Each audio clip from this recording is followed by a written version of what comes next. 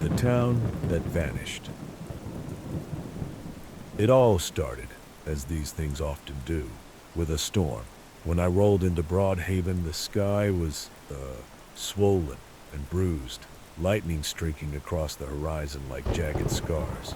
The rain came down so hard it damn near pinned my car to the road. My windshield wipers struggled, squealing against the torrent. I'd intended to pass through on my way to the next city, but the storm turned violent quick. Trees swayed like broken dancers, their limbs cracking. Yeah, debris scattered across the asphalt, forced me to pull into the nearest shelter I could find. The Haven Hotel appeared through the sheets of rain, its signage barely lit, one letter flickering weakly. I hesitated at first, but thunder growled overhead, and I didn't feel like braving the storm.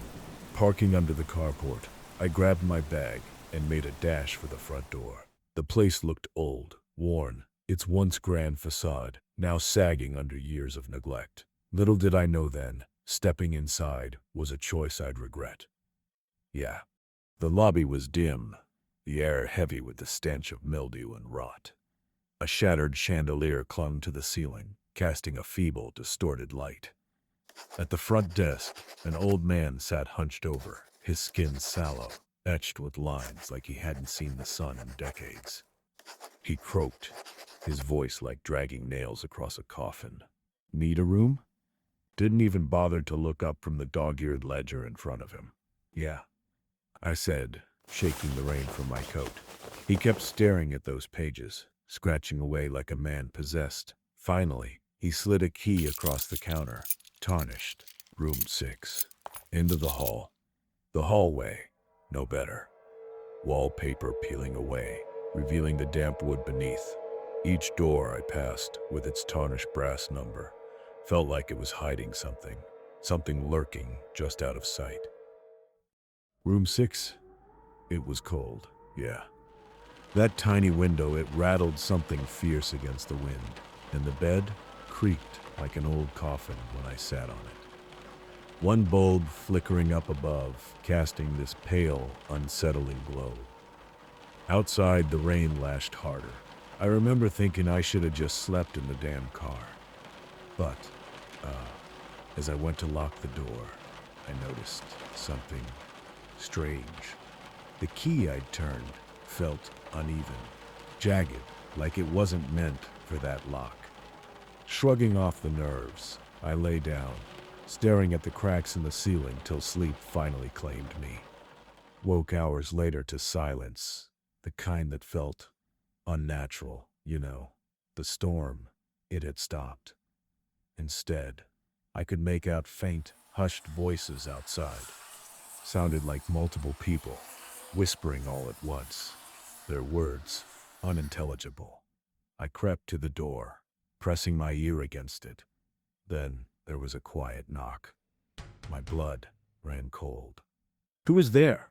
I managed, but no reply came, only the sound of footsteps retreating down the hall. The next morning, I ventured downstairs, uneasy from the night I'd barely slept through. The lobby was empty, the clerk gone, but I wasn't alone. A woman sat near the fireplace, her hollow eyes staring into nothing. Her lips moved, as though whispering an endless prayer. She didn't seem to notice me. Further in, I spotted an older couple at a table, playing cards with trembling hands.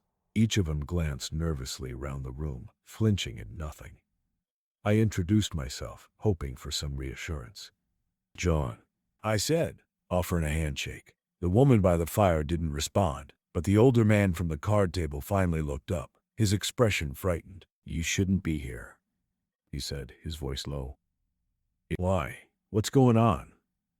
He didn't answer. Instead, he gathered his cards hurriedly and shuffled off, muttering something about the wind calling people away. Before I could question him further, the faint knock from my door echoed in my memory. The day, it dragged on, with the storm just hanging over us like some forgotten ghost. Nobody new showed up, and it felt like even the staff had up and disappeared. By nightfall, the hotel, it felt more alive somehow, but even more unsettling. Every little sound, every creak in the walls, made my stomach churn. While I was poking around, I found this back stairway that led down to the basement. Curiosity, it got the better of me. The stairs, they groaned under my weight, and the air, it got colder as I went down. At the bottom, I saw something that just froze my blood. That basement, it wasn't for storage. Not for belongings anyway. Candles were flickering all around these strange symbols drawn on the floor. There was an altar in the center, stained dark with something I didn't even want to think about. I caught my breath when I realized those weren't just any symbols. They were ritual markings. I turned to leave, but then the sound of footsteps coming down the stairs stopped me cold. "Find what you're looking for?" the clerk rasped. I bolted, my heart just hammering against my ribs as his laughter chased me out. I didn't sleep a wink that night. The whispers came back, but this time there was movement right outside my window. Shadows darted past, yet not a single footstep. I stared into the warped glass, wondering if I was losing my mind or if this was all part of something far darker. At some point, I heard distant screams. Not just one, but many. They echoed through Broadhaven like cries of the storm itself. I couldn't stay there any longer. Grabbing my bag, I made for the lobby. The other guests were all gone. Chairs lay overturned, the front desk abandoned. Behind it, I caught sight of the clerk's weathered journal. Flipping through its brittle pages, I saw names written neatly in ink. My blood ran cold when I saw mine scratched right out. Suddenly the storm resumed with violent force, shaking the building. A voice whispered crisply in my ear, "You're next." I whirled, but nothing was there. Panic took hold. Yeah, I raced out the door and into the storm's fury. The town, it was empty, Eerie-like.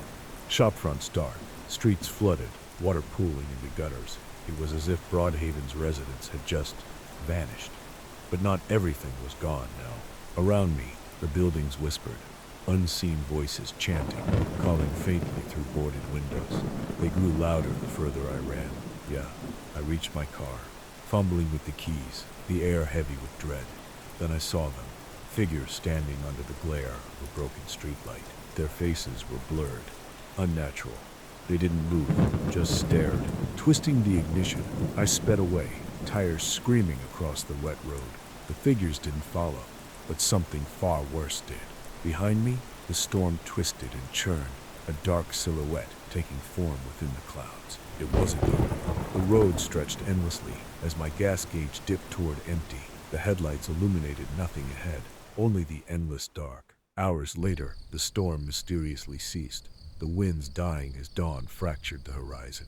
Exhausted, I pulled over. Broadhaven was nowhere in sight. No hotels, no figures, no eerie whispers, just open road. But when I looked at my passenger seat, cold sweat drenched me. There, resting casually like it belonged, was the tarnished key to room 6. I never returned to Broadhaven. The town doesn't appear on any map, and maybe it never did. But sometimes, when rain batters against my windows late at night, I hear a faint knock, then footsteps. They never come closer, but it's only a matter of time.